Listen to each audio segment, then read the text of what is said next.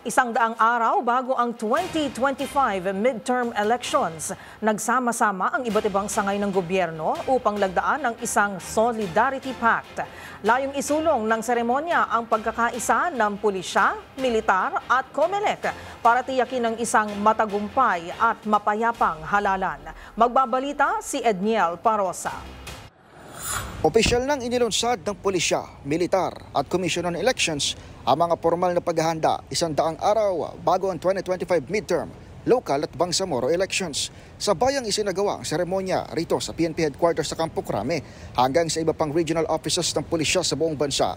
Lumagda ng Solidarity Pact sina PNP Chief Police General Romel Francisco Barbil, AFP Chief of Staff General Romeo Browner Jr. at ang poll body sa pamamagitan ni Attorney Rex Lodianco para maidiin ang maayos at mapayapang halalan. Sa kabila rin ng naunang pagkwestiyon ng COMELEC, inilatag ni Marbil ang revitalized katok ng PNP na layong masukol ang loose firearms na posibleng magamit ng private armed groups.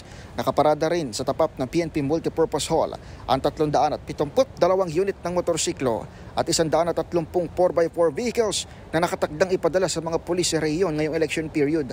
Sa bahagi ng COMELEC, ibinida ni Lodianco ang makinang gagamitin sa botohan na nakadisenyo umano para matulungan ang vulnerable sector gaya ng mga senior citizen at PWD.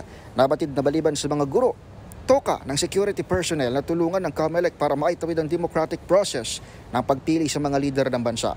Ayon kay Marbil, kabilang sa kanilang tutok ngayong taon ay hindi lamang yung karaniwang guns at code, kundi maging laban sa fake news na bagong hamon ngayong eleksyon. Para sa MBC TV Network News, ito si Edniel Parosa ng Leisure H. Una sa Pilipinas, una sa Pilipino.